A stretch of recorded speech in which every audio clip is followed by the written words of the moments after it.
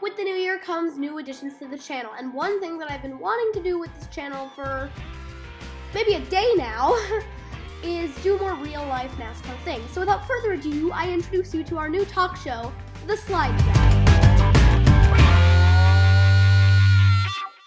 Welcome everyone to the first episode of The Slide Job. This episode is very loosely planned. I had an idea New Year's Eve that I really wanted to do more real-life style videos with the channel, and I figured this would be a really good all-in-one way to do it without starting a bunch of series that I may or may not continue.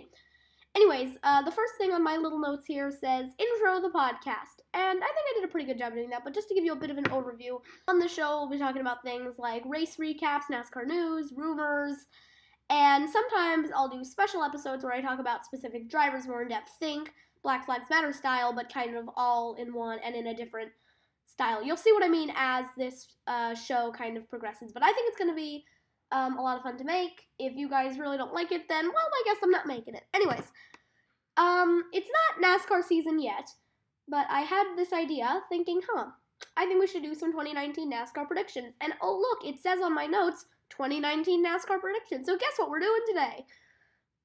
Basically, I'm just going to go through all of my predictions that I wrote down last night about NASCAR this season. First of all, the Daytona 500 pole winner.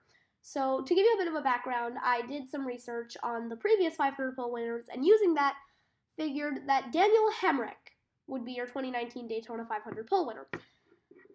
I went with this logic. In both 2016 and 17, Chase Elliott won the pole. Those were his first two seasons for a good team after moving up from the Xfinity Series. Oh look, that's Daniel Hemrick. In 2018, that was last year, Alex Bowman won the pole award at Daytona. Yes, I know, he's not a rookie. Don't worry, I didn't get whooshed. But that was his first race in a real, competitive team. And that's been the trend for the past 3 years. And it's also been with a Chevrolet, mind you, so I figured it's probably going to continue into next season. So that's why I think Daniel Hemrick will be the pole winner. You might think, well, he's racing for RCR. They don't have the speed to win the pole. Oh, but they do, because in 2014, they won the pole with young driver Austin Dillon. And he also won the race this year.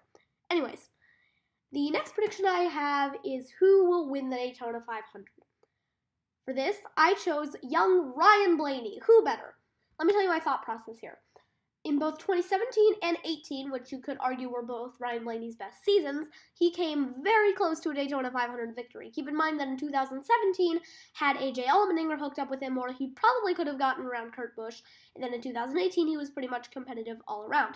Not to mention that his performance in 2017 and 18 has gone steadily up. So it just makes sense that in 2019, he has a breakthrough year and finally is able to win the elusive Daytona 500. My next prediction might be a little surprising to you. Basically, the next topic is who I think will gather their first wins in 2019. My answer to this? Alex Bowman. Now you might be wondering, okay, Alex Bowman and that's that's the only person that I think will get their first win in 2018. Essentially, Chase Elliott, the main candidate that was going to get their first win soon, already did in 2018, so they're off the table.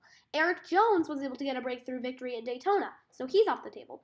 And drivers like Daniel Hemrick and Ryan Preece, I have no doubt that they're good drivers and will probably be in the top 10 consistently, but I just honestly don't see them breaking through for a victory. Alex Bowman, on the other hand, while he didn't come specifically close to a win, in 2018 he made it to the round of 12 on points. Not only that, but 2 years prior in 2016, while filling in for Dale Earnhardt Jr., he came very, very close to a win at Phoenix in the second to last race of the year, which is exactly why I think Alex Bowman will be your sole first-time winner in 2018. Now for the biggest surprises of 2018. Here we go. Eric Almirola will score multiple wins. I think that one's, I'm not sure if that'll be too surprising, but I gotta say that if he does win around the ballpark of 3 wins or 4 wins, I think that'll be a big shock to everyone. Ryan Blaney and Alex Bowman will both have breakout seasons. I don't have as much confidence in Alex Bowman as I do in Ryan Blaney, but I definitely think that 2018 will be Ryan Blaney's breakout season, and Alex Bowman will definitely have a good season. I see him making it to the round of 8. Eric Jones will have another okay season with only minor improvements over his 2018 campaign. Honestly, I wasn't too impressed with Eric Jones' performance in 2018. I was honestly more impressed by his performance in 2017, which is why I don't think that he'll have the breakout season that most people expect him to have next year. And finally, Matt DiBenedetto will have an incredible season in the 95 Levine Family Racing car. That one might come as a bit of a surprise to some of you, and to some of you it might not come as a surprise at all. My thought process there is that Matt DiBenedetto has proven himself that if given the opportunity, he can get a good finish. I mean, think Bristol 2016, he was able to come up with a 6th. Now he'll be back in a Toyota affiliated with Joe Gibbs Racing on a team that's been in NASCAR for a long time now. I think that'll be the perfect formula for success for the 95 team. Now here's the big one, my 2019 playoff grid prediction. I don't think anyone's going to be too surprised by this, but if you are, you can go ahead and let me know. Joey Logano, Kyle Busch, Kurt Busch, Ryan Blaney, Alex Bowman, Clint Boyer, Jimmy Johnson, Chase Elliott, Brad Keselowski, Denny Hamlin, Eric Almirola, Matt DiBenedetto, Eric Jones, Kyle Larson, Kevin Harvick, and Martin Truex Jr. will be your 16 drivers making the playoffs next year. I don't think that will come as a shock to anyone, except for maybe Matt DiBenedetto.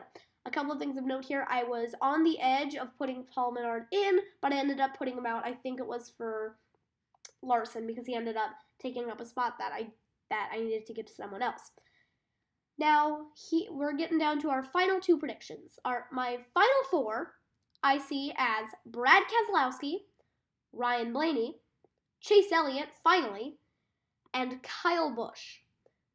Brad Keselowski, I think he'll have a really good season next year. I think that because because NASCAR is using a more restrictor plate package, that'll make it that restrictor plate drivers like Keselowski and Blaney and Logano will be able to have really good seasons. I chose Chase Elliott because he's just come so close in 2017 and 18 that I don't see any way that he doesn't make the Final 4 next year. And I put Kyle Busch in there because he's Kyle Busch. Of course he's going to make the Final 4.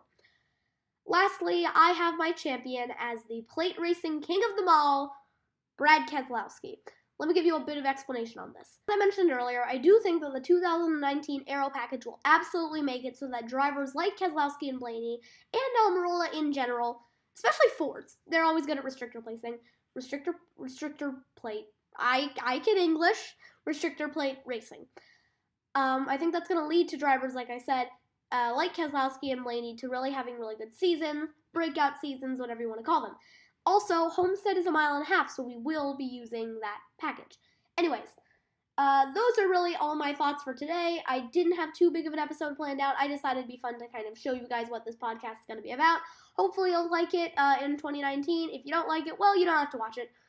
This will not compromise the Trackmasters Cup series at all. That's still coming as usual. In fact, I can probably finish filming Daytona by this weekend. Not saying I'm going to upload it this weekend, but I am saying that it will be coming probably next weekend. And other than that, I don't have anything else planned for this episode, so if you guys have any suggestions for what I should cover next episode or any questions, go ahead and leave them in the comments. I'll get back to you and whatnot. Fair warning, I'm bad at outros, so the following is me stumbling through an outro and trying my best to life. Anyways, if you enjoyed, make sure to like, comment, and subscribe. Maybe we can get 15 quadrillion likes. And other than that, I'll see you guys next time. Either at Daytona or not at Daytona. It depends on what video I upload next. Okay, bye.